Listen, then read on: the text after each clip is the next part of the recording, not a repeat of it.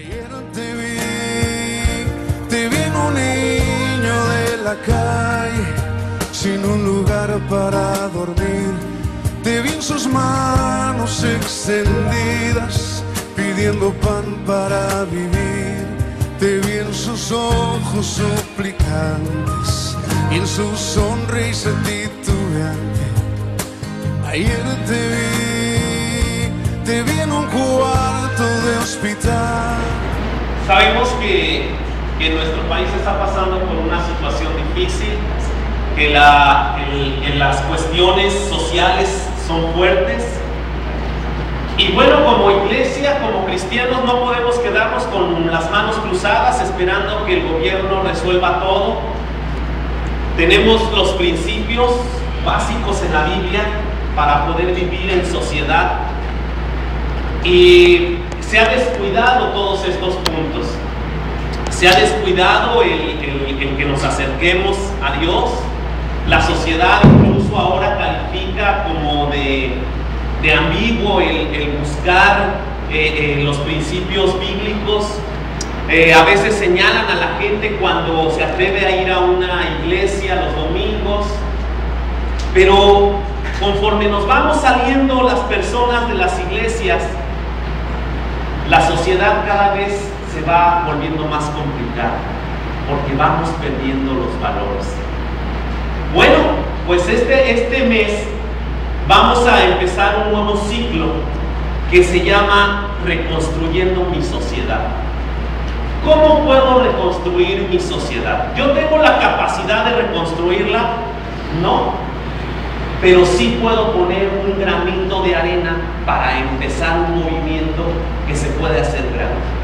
Los grandes movimientos empezaron desde una persona. Por ejemplo, Moisés fue un hombre que inició un gran movimiento y que hasta la fecha nosotros estamos disfrutando de ese gran movimiento. Podemos encontrar en la Biblia a hombres que empezó todo por uno, hicieron grandes cosas. Pero además, fuera de la Biblia también podemos encontrar a grandes líderes que hicieron grandes revoluciones, que hicieron cosas extraordinarias, y todo empezó con un hombre. Bueno, pues ¿qué les parece si nosotros nos ponemos en las manos de Dios para que Dios empiece una revolución con nosotros, contigo en lo individual? Y puedes empezar desde tu ser, desde tu interior. Y bueno, vamos a empezar este ciclo con una predicación que se llama Amor al Prójimo. Esa es una base importantísima para poder empezar a reconstruir nuestra sociedad. Pero nos podemos preguntar, porque el primer problema es ¿quién es mi prójimo? Vamos a ver entonces algunas cosas como ¿quién es mi prójimo? Ahí en sus hojitas vamos a encontrar, para las personas que vienen por primera vez, que vamos a completar algunos renglones, y lo que va apareciendo aquí en la pantalla es con lo que ustedes tienen que completar. La primera línea es una pregunta: ¿quién es mi prójimo?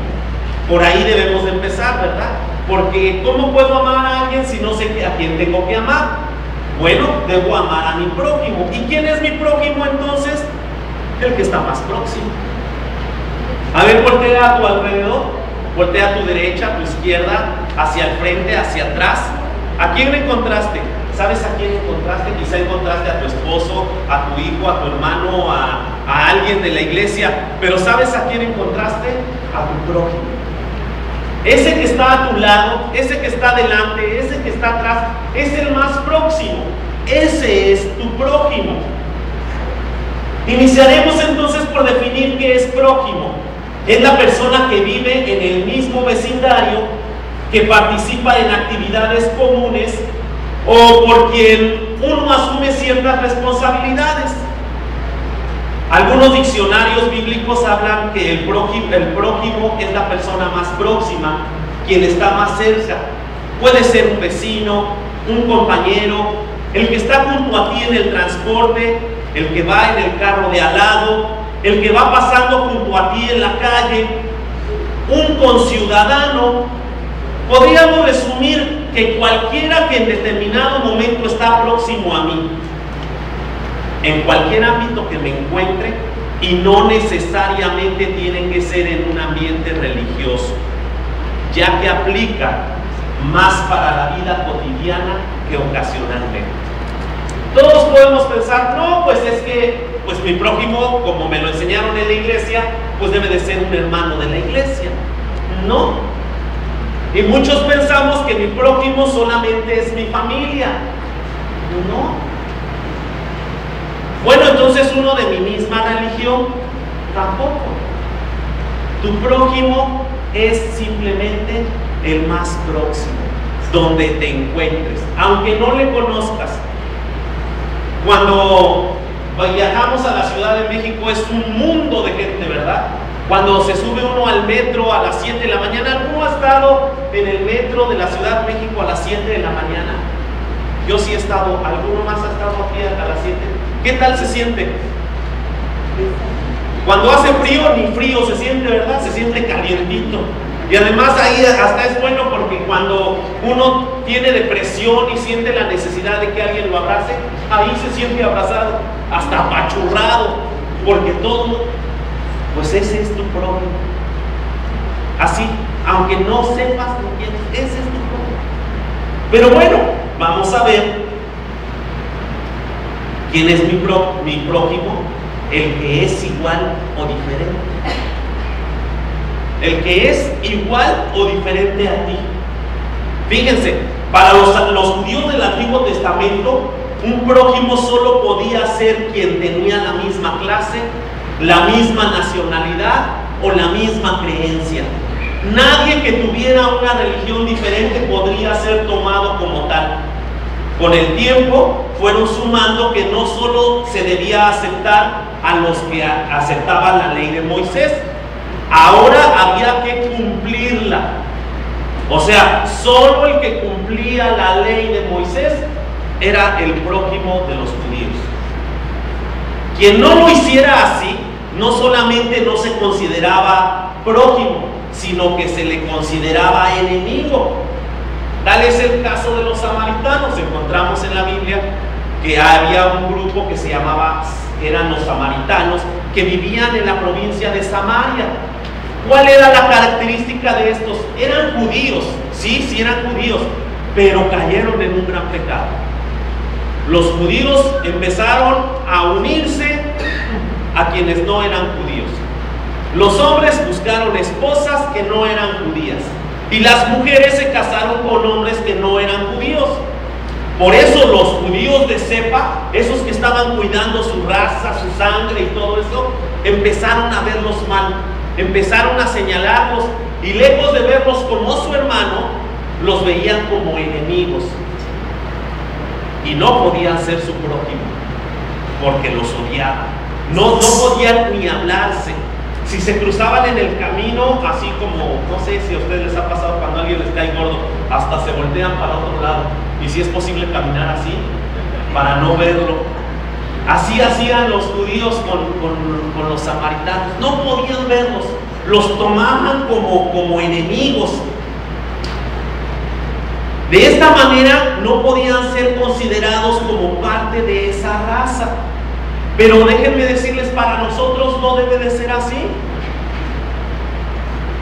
Uno que es igual que tú es tu prójimo, pero otro que no es igual que tú también es tu prójimo. Algunos, ¿verdad?, que se sienten muy blanquitos. No, como morenos, no, pues como usted y yo chocamos. O los morenitos, ¿verdad?, no quieren juntarse con los güeros.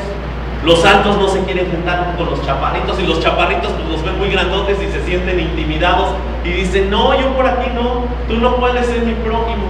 Pero claro que todos podemos ser prójimos. Es una cuestión de decisión.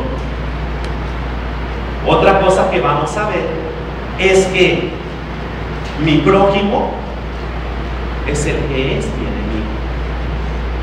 ¿Sí? Deberíamos de los cristianos no tener enemigos, y en teoría no debemos tener enemigos.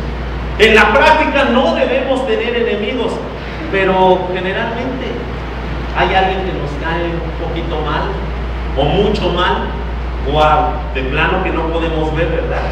Pero fíjense, Jesús vino a ampliar la definición y con ello a generar una revolución en la mente y creencias de los diferentes grupos en que estaba conformada la sociedad judía. Sumó a los enemigos en la categoría del prójimo. ¿Se imaginan a los fariseos cuando Jesús les dijo, tienes que amar a los samaritanos? Si habían comido aguacate, yo creo que les fue mal. Dicen, ¿verdad?, que hace daño cuando uno comió aguacate y hace coraje. No sé qué le haya pasado a los fariseos. Es más, no sé si había aguacate allá en Jerusalén, pero por si acaso se comieron unos tacos con aguacate en la mañana, a lo mejor les hizo daño, por lo menos les dio diarrea quizá. En la mente de los religiosos no había cabida para amar a los considerados impuros que no cumplían las normas de la religión. A estos hombres se les había olvidado en qué consistía el amor de Dios. Y justamente eso es lo que en la actualidad también muchos hemos pasado por alto. Debemos amar a quien está a nuestro alrededor sin importar si son, si piensan o actúan de forma diferente a nosotros. No nos debe importar. Fíjense, les voy a poner un ejemplo bíblico. Cómo Jesús amó a una persona. A una persona que no se podía amar según nuestros criterios, según nuestras reglas. ¿Tú podrías amar a alguien que te agrede? ¿Tú podrías amar a alguien que está buscando matarte, por ejemplo? ¿Tú podrías amar a alguien que si tiene seguidores también los persigue? Algunos ya se están imaginando de quién estoy hablando. De Pablo. Pablo, el San Pablo, aquel grande hombre que escribió casi la mitad del Nuevo Testamento. Ese hombre perseguía a los cristianos. Ese hombre los mataba. Y además lo hacía con mucha fuerza. Era el mejor perseguidor de cristianos que había. Sin embargo, Jesús lo amó. Era su enemigo. Era el que estaba buscando tronar a la iglesia cristiana a la que estaban haciendo. Sin embargo, Jesús lo amó tanto que lo hizo uno de sus seguidores. Eso es amar al prójimo. Jesús no nos va a pedir nada que Él no haya hecho. Dios no va a hacer nada que Él no haya hecho. Fíjense, ¿cuántos aquí? No me vayan a decir, por favor, si no, cuando me van a caer mal y ya no los voy a considerar mis propios. No es cierto. ¿Cuántos aquí alguna vez no hemos negado a Dios? ¿Cuántos aquí no alguna vez dijimos, no, yo no quiero saber nada con Dios, ni me hablen de Dios? Yo mismo alguna vez dije eso. Y estoy seguro que algunos de los que están aquí sentados también lo hicieron. Pero fíjense, Dios nos ama tanto que dijo, pues te voy a buscar y te voy a hacer sentir cuánto te amo y te voy a sentir cuán importante eres para mí, al grado que vas a decidir estar de mi lado. Eso es amar al prójimo. Eso es aceptar a alguien. Entonces, ¿quién es tu prójimo? El que está cerca, el que piensa igual que tú, el que tiene la misma religión que tú, pero también el que no piensa igual que tú, el que no tiene la misma religión que tú, el que no tiene la misma edad, el que no tiene los mismos gustos. Es más, aquel que te persigue, aquel que te señala, aquel que todo el tiempo está viendo de qué manera te puede tirar. Ese es tu prójimo. Bueno, pues vamos a ver lo siguiente. No debo actuar en contra de mi prójimo. Para nosotros poder empezar a hacer una labor en mi sociedad, una labor que beneficie a todos los que estamos viviendo en determinado lugar, lo primero que debo hacer es no actuar en contra de mi prójimo. La Biblia habla de eso y habla mucho. No debo actuar en contra de su vida, por ejemplo.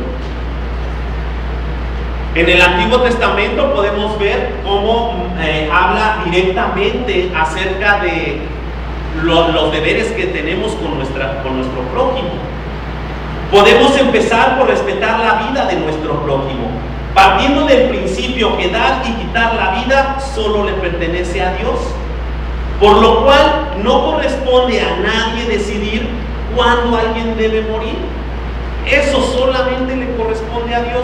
¿Quién te dio la vida? Muchos van a decir, no, pues mis papás. Pero fíjate que ni tus papás, porque ellos no se dieron cuenta cómo se creó. Bueno, algunos sí. No se dieron cuenta cómo se creó el asunto. Quizá tuvieron una relación sexual, pero no se dieron cuenta cuándo empezó a formarse un espermatozoide, por ejemplo. Y aunque hubo una relación sexual, no se dieron cuenta cuándo el espermatozoide se unió con el óvulo. Y no saben ni siquiera, no tenemos ni idea de cómo tuvo que suceder esa transformación ahí dentro para que nos creáramos nosotros mismos. Pero Dios tiene toda la respuesta a eso. Yo me imagino que el Señor se pone a reír cuando los científicos tratan de dar una explicación de cómo se forma y cómo se crea la vida. A Él le pertenece, Él la da. Solo Él la puede quitar. Así. Amar a mi prójimo consiste en respetar su vida. No puedo matarlo. No debo matarlo. No puedo matarlo, pero tampoco puedo matarlo justificadamente, porque algunos dicen, pues es que me caía gordo, por eso lo maté. ¿No han oído eso? Yo he oído que algunos han dicho así. No puedo matarlo ni por odio, ni por venganza, ni por un asalto, porque yo tenía necesidad de comer y le tenía que quitar algo y se defendió y pues ni modo, me lo tuve que echar, ¿verdad? Yo no quería, pero él se defendió y pues primero yo que él. Algunos dicen así. Tampoco porque me moleste, ni porque él me odie a mí.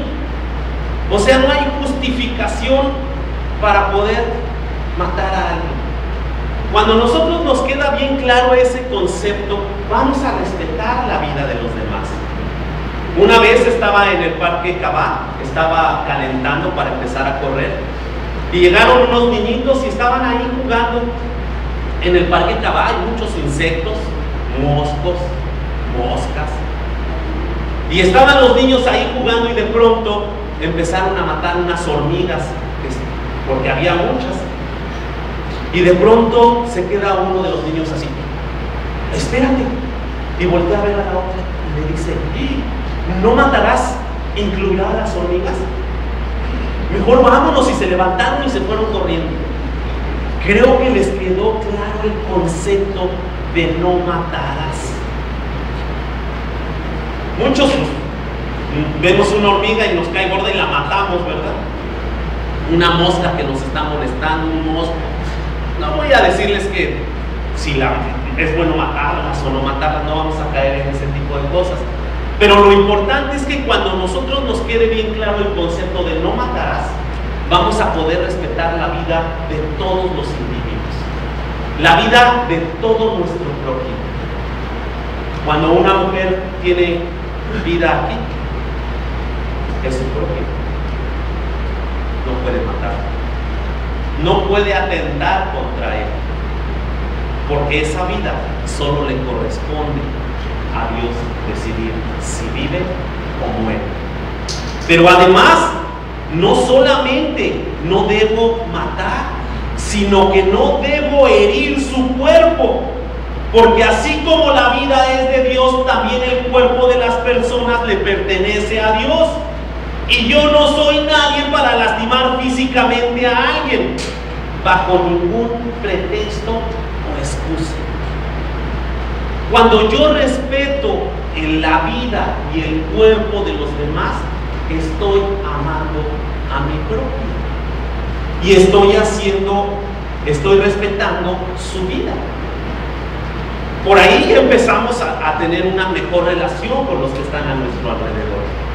Pero además de respetar su vida, también debo de respetar sus pertenencias.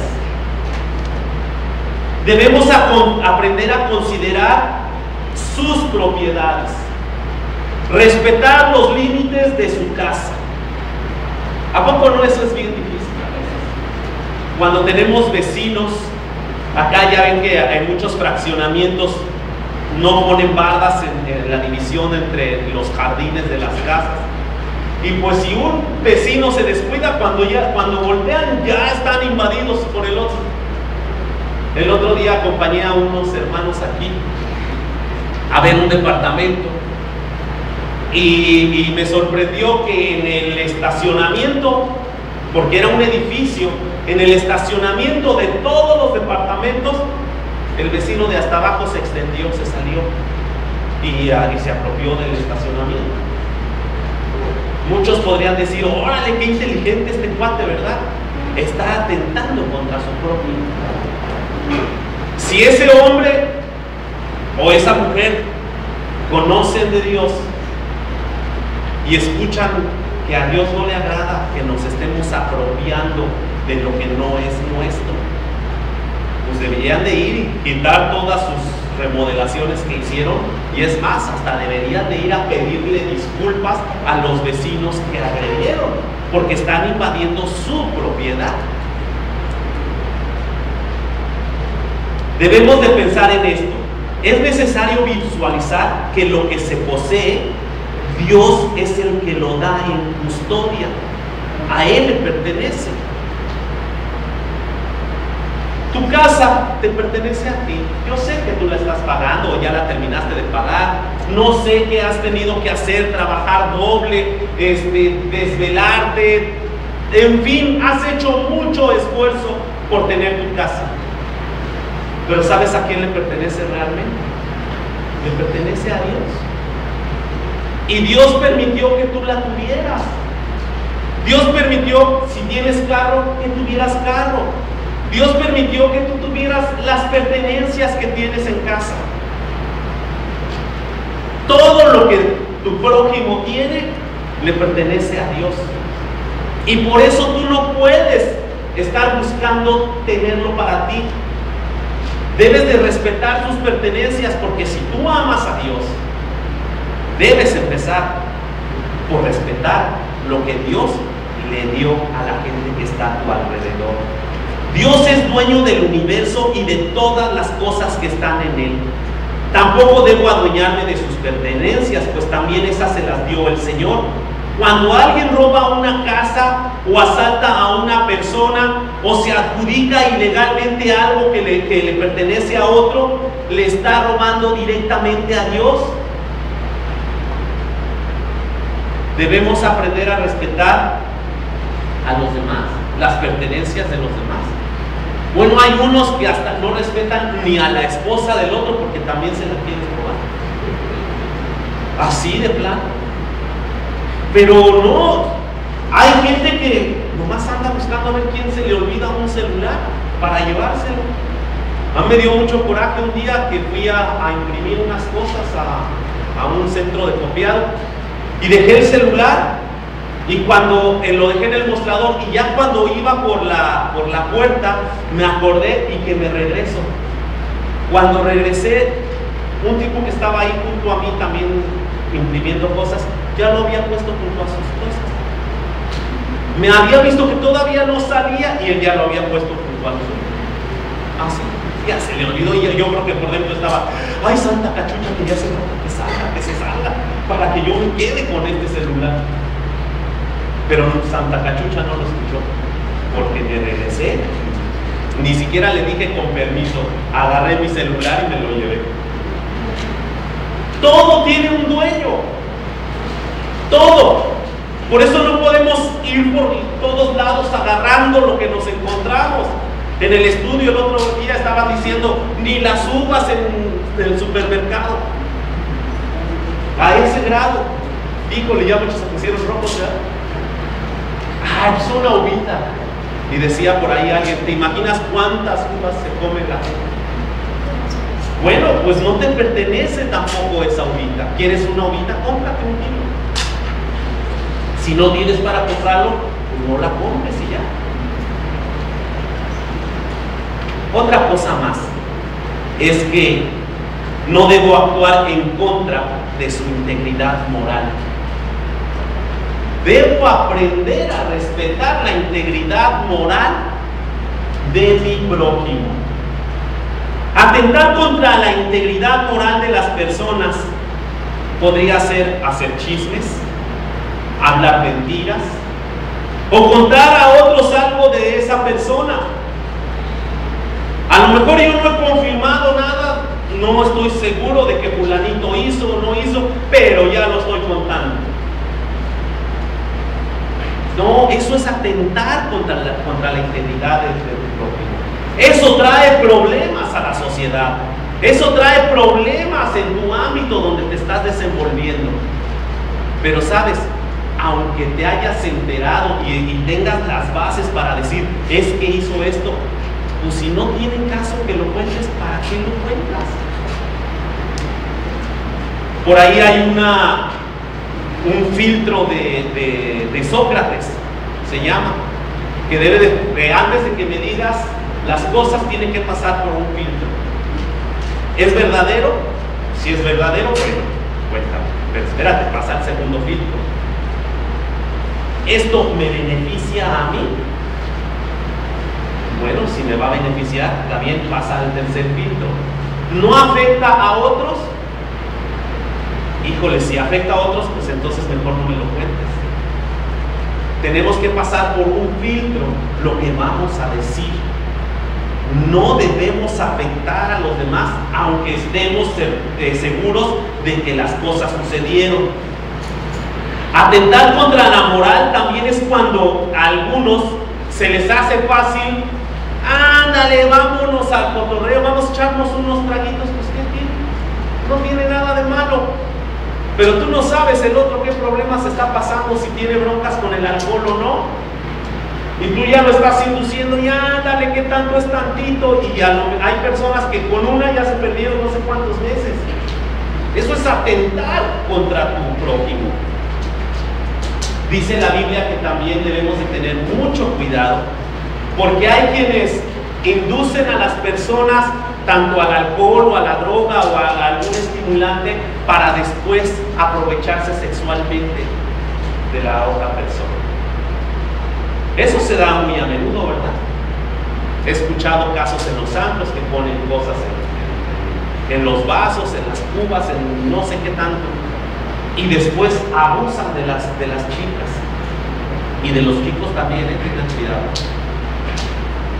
Pero si tú lo haces también eso es atentar en contra de tu prójimo. No puedes estar atentando contra los demás. Algunos simplemente inducen a otros con el pretexto de que mira, tienes problemas, se te va a olvidar. Ándale, éntrale, ándale, vente. Pero eso está totalmente equivocado. Eso es atentar contra nuestro prójimo. Debemos de tener mucho cuidado en lo que estamos haciendo. Y bueno, otra cosa es que debo actuar a favor de mi prójimo. Ya vimos que no debo hacer. No debo hacer cosas contra mi prójimo. Pero vamos a ver lo que podemos hacer a favor. Debo actuar a favor, pero sin ser pasivo. ¿Sí? Porque muchas veces hay gente que dice, yo estoy actuando a favor, pero no hago nada. Y para eso quiero decir esto. Hasta aquí hemos visto la definición y lo que no debemos hacer en contra del prójimo. Benito Juárez dijo en su máxima universalmente conocida, el respeto al derecho ajeno es la paz. ¿No es cierto? Y bueno, es muy buen pensamiento, y eso ha sido algo universal. Pero oí decir un día a un predicador que esta frase viene siendo un poco pasiva. ¿Por qué? Porque con el simple hecho de que yo me encierre en mi recámara y no actúe en contra de nadie, ya la estoy cumpliendo. Es más, me puedo encerrar en mi recámara, me echo a dormir y con eso no estoy afectando absolutamente a nadie. O sea que todos los que asesinan y venden drogas y los que atentaron contra el casino en Monterrey y toda esa gente se fuera a dormir, ya no está atentando contra nada. Entonces sería bueno que a todos nos pusieran en el agua o en la Coca-Cola algo para quedarnos dormidos. La solución, ahí está la solución para Felipe Calderón. ¿Cómo acabar con la delincuencia? Duerme a todos. Todo México dormido, se acabó la delincuencia. Eso es el respeto al derecho ajeno. Estoy respetando el derecho de los demás y ya hay paz. Pero no. Si todos los ciudadanos de este país, decía, se fueran a dormir al mismo tiempo, se acabaría el problema social. Simplemente, si no hago nada en contra de mi prójimo, pudiera ya estar cumpliendo con la ley del Antiguo Testamento, ya que la exhortación es de no actuar en contra de los que tengo cerca. ¿Alguno está a favor de esto? ¿No les gustó? Es demasiado pasivo, ¿verdad? Bueno, pues si no les gusta lo pasivo, entonces vamos a actuar dentro. Debo actuar a favor siendo activo dentro. ¿Dentro de qué? Van a decir, bueno, dentro de mí, dentro de mi casa, y vamos a ver eso. Se trata de ser activos y poner en marcha los principios del Evangelio. La regla de oro de Jesús va en este sentido: traten a los demás como ustedes quisieran ser tratados. ¿No cambia el asunto? Aquí ya hay una acción. ¿Cómo te gusta que te traten? Igualito tratar. ¿Cómo le gusta que lo traten? Igualito tratar. ¿Cómo te gusta que te traten? Igualito tratar. Gerardo, ¿cómo te gusta que te traten? Igualito tratar. Pero como yo quiero que me traten también, yo tengo que tratar a todos con los que tengo contacto, ¿verdad?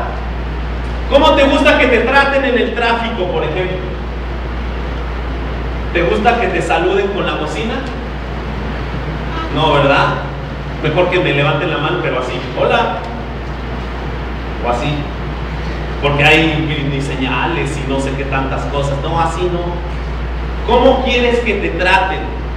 Yo quiero que me traten como demuestro y trato a los demás. Para que me respeten, tengo que empezar por respetar. ¿A poco no da coraje? Ahorita que veníamos hacia acá, hacia el servicio, me di cuenta cómo en el último carril del lado izquierdo iba un taxi, y de pronto un carro se le metió así muy feo y se tuvo que frenar fuerte, se oyó el rechinido de las llantas y el otro salió disparado. El taxi aceleró y yo dije, ahorita lo va a alcanzar y se va a poner ahí bueno el asunto. Y hasta me iba a bajar y les iba a predicar el amor al prójimo.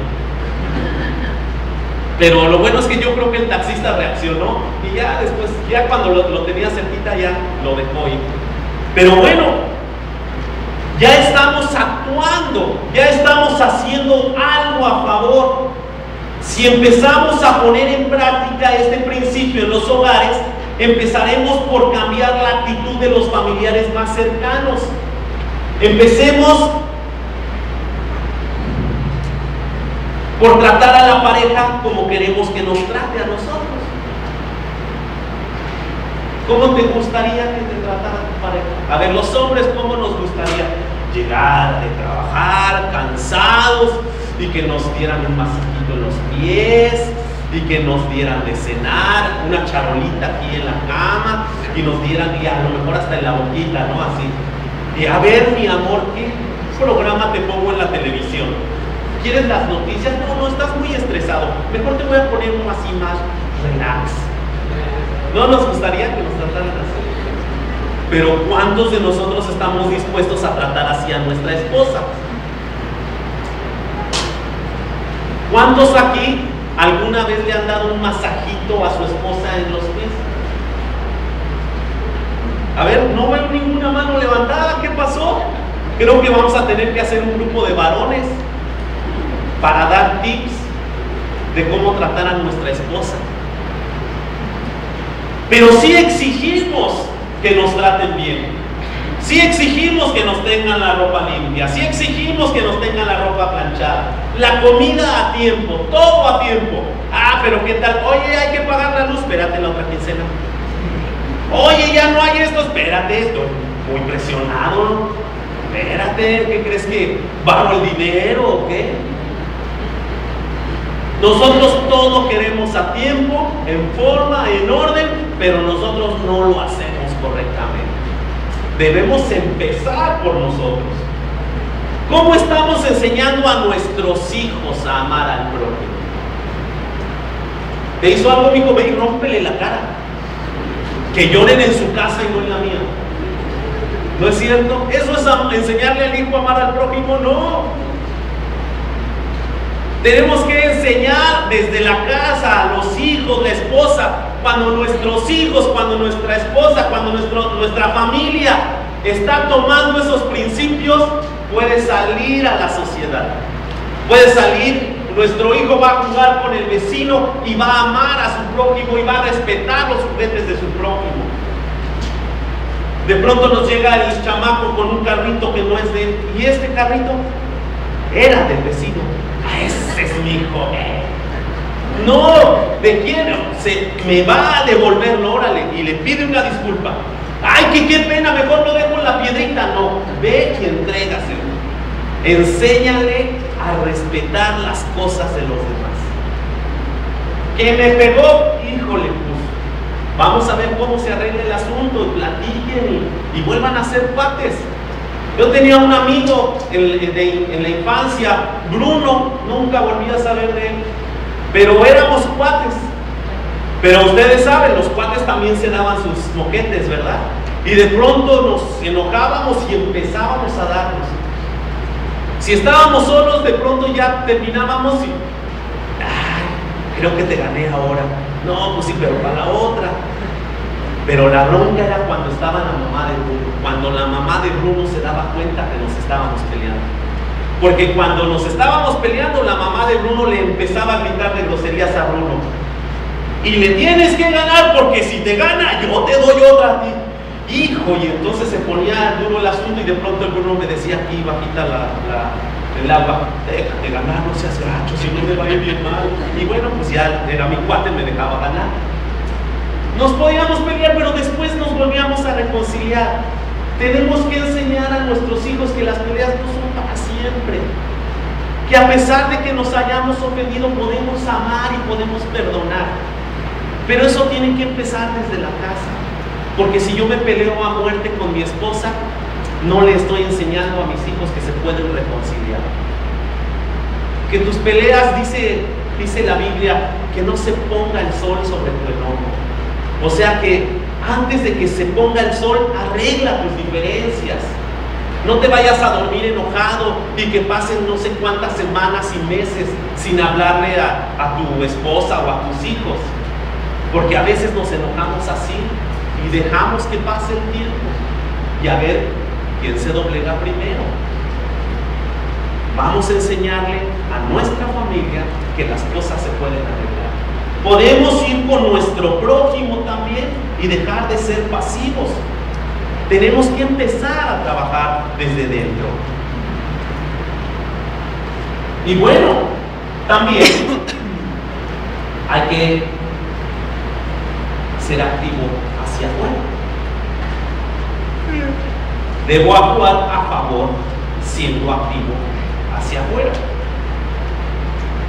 El amar a Dios es amar lo que Él ama. ¿Y qué es lo que Él ama? ¿O cómo es que Él ama? Es preocuparnos por lo que Él se preocupa. Él ama lo que no es amable. O sea, no alguien que es muy amable así. Pase usted. Si no es amable, lo ama así. Pero lo que no es amable, lo que nos cuesta trabajo amar, alguien que a lo mejor no tiene una facha bonita, nos cuesta trabajo acercarnos. Alguien que sabemos de antemano que tiene alguna adicción. Alguien que a lo mejor ha cometido algún delito. Dios ama a esos que no pudiéramos nosotros amar. Dios ama aún lo que no es amable. Y empezó por amarnos y aceptarnos a nosotros. El Señor ama a los de nuestra casa, pero también a los que están más allá de las paredes de la casa. Traten a los demás como ustedes quisieran ser tratados, dice la regla de oro. Entonces, llevemos más allá de los límites de nuestra propiedad este principio y apliquémoslo a los vecinos. Llevémoslo durante el recorrido al trabajo o a la escuela. Hay que introducirlo a las aulas, a las oficinas, a los restaurantes, a los hoteles, a los talleres, a las fábricas o cualquiera que sea nuestra labor. Si lo aplicamos con los compañeros, amigos o no amigos, con los desconocidos, con personas que piensan igual, pero también con las que piensan diferente a mí, empezaremos a dar un cambio a la sociedad. Nuestra sociedad va a empezar a ser diferente si nosotros empezamos a ser diferentes. Una vez trabajé con un hombre y siempre que puedo doy esta reflexión. Decía que había un hombre que él quería que cambiara el mundo. Y decidió un día trabajar para que cambiara el mundo. Y empezó a trabajar y a trabajar y a trabajar mucho porque cambiara el mundo. Pero ¿saben? Después de un tiempo se cansó. Se dio cuenta que no podía hacer mucho. Y dijo, bueno, voy a cambiar solamente mi continente. Y empezó a trabajar para cambiar a las personas de su continente. Después de un buen tiempo también dijo, creo que solo voy a cambiar a mi país. Y empezó a trabajar por cambiar a su país, pero también se dio cuenta que era algo muy ambicioso y dijo, ok, solo voy a cambiar a mi ciudad. Después de un tiempo, bueno, solamente a mi colonia. Después de otro tiempo dijo, bueno, solamente a los de mi manzana. Tampoco le fue posible y dijo, bueno, solo voy a cambiar a mi familia. Pero tampoco pudo. Y un día dijo, bueno, voy a cambiar yo. Y cuando él cambió, automáticamente cambió el mundo. Porque el mundo no empieza allá afuera, el mundo empieza aquí adentro. El mundo es dependiendo cómo yo lo vea. El mundo depende de cómo esté mi mente. El mundo depende de cómo esté mi corazón. Depende de con qué ojos estoy viendo hacia allá afuera. Si tú empiezas a cambiar por ti mismo, el mundo va a empezar a cambiar. No quiero ser sensacionalista ni mucho menos. Estoy consciente que para que lo podamos poner en práctica nosotros mismos costará mucho trabajo. Pero si amamos a Dios, debemos esforzarnos por obedecerle. Si decimos que Jesús es mi Señor, entonces hagamos lo que Él indica. El Espíritu Santo nos guiará y ayudará a dar ese cambio que de poco en poco se puede dar. Contagiemos del amor de Dios a otros. Pongamos en marcha lo que Jesús quiere para nuestro entorno. Dice Mateo 22:34. Amarás al Señor tu Dios con todo tu corazón y con toda tu alma y con toda tu mente. Este es el primero y grande mandamiento. El segundo es semejante: amarás a tu prójimo como a ti mismo. De estos dos mandamientos depende toda la ley y los profetas. Leía un correo electrónico de un hombre ya viejo que murió su esposa, estaba solo, ya no quería seguir viviendo así. Un día, en contra de todo su orgullo, fue a buscar a su hijo, y cuando su hijo lo vio, le dio mucho gusto, lo abrazó y le dijo: papá, me da mucho gusto verte, tenía muchos años que no te veía. Y este hombre anciano le dijo: hijo, quiero pedirte un favor, que me dejes quedarme a vivir aquí contigo. Y le dijo él: oye, pero es que mira, la casa no es muy grande, no puedo sacar a mis hijos de su recámara, pues el único lugar que tengo podría ser el patio trasero. Y le dijo el anciano: está bien, hijo, no quiero ser un estorbo, lo único que quiero es sentirme cerca de ti. Entonces el papá, el hijo del anciano, le dijo a su hijo: hijo, ve a mi recámara y trae esa cobija grande que tengo en el ropero. Entonces el hijo subió y bajó con la cobija, pero también bajó con unas tijeras y empezó a cortarla a la mitad. Y le dijo el papá: espérate, hijo, ¿por qué la estás cortando?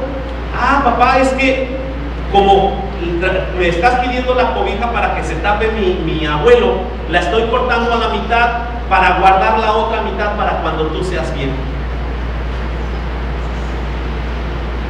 Todo depende de cómo actuamos nosotros con nuestro prójimo. Le estamos enseñando a nuestros hijos cómo actuar para con su prójimo. ¿Cómo quieres que te traten? ¿Cómo debes tratar tú a los demás? Nuestra sociedad no puede continuar como está. Y nosotros, los cristianos, siempre hemos sido agentes de cambio. No podemos ahora quedarnos con los brazos cruzados. Vamos a empezar a reconstruir nuestra sociedad. Y en donde debemos empezar es con nosotros, amando a nuestro prójimo. Vamos a cerrar los ojos. Cierra tus ojos y piensa así: si tú estás amando a tu prójimo como debías de hacer. Piensa cómo son tus acciones hacia los demás. Piensa cómo tratas a los que piensan diferente a ti. Piensa cómo te desenvuelves en el transcurso a tu trabajo, a tu escuela. ¿Cómo tratas a tus compañeros? ¿Cómo aceptas a los que son diferentes a ti?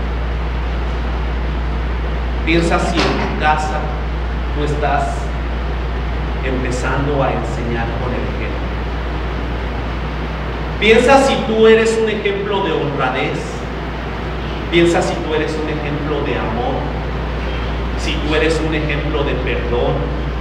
Si tú eres un ejemplo de misericordia. Si tú eres un ejemplo de cómo se debe amar al prójimo. Pero si no lo eres, no te voy a señalar. Simplemente te voy a pedir que le digas a Dios: Señor, tú conoces mi corazón, tú conoces mi vida, tú conoces de mí hasta cuando estoy dormido. Y te quiero pedir que empieces por limpiar mi corazón. Tú sabes que hay muchas cosas que yo no me atrevo a hacer porque lo que hay en mi corazón no me lo permite. Te pido que empieces a trabajar en mí, que me hagas sentir todo tu amor, porque yo te amo a ti. Pero si yo te amo a ti y no amo a mi prójimo, no estoy entendiendo qué es el amor que tú quieres que te dé. Hermano, si tú estás hablando con Dios, si tú le estás diciendo a Dios estas cosas, te voy a pedir que me permitas orar por ti. Te voy a pedir que me permitas ponerte en las manos del Señor, para que juntos podamos ser un instrumento de Dios. Levanta tu mano si quieres que yo ore por ti. Dios te bendiga de este lado, Dios te bendiga, Dios te bendiga, Dios les bendiga de este lado. De este lado también pueden bajar su mano. Dios les bendiga. Señor, aquí estamos cada uno, Señor, dispuestos a que tú, Señor, empieces la transformación en nuestro corazón. Dispuestos a que tú empieces a hacer ese trabajo que tanto necesitamos, Dios. porque queremos mostrarte nuestro amor, y la mejor manera en la que tú nos lo pides es amando a nuestro prójimo. Señor bendito, permite que esta iglesia pueda amar a los que están a su alrededor. Permite que esta iglesia pueda amar incluso a los que no creen en ti. Padre, nos ponemos en tus manos, en el nombre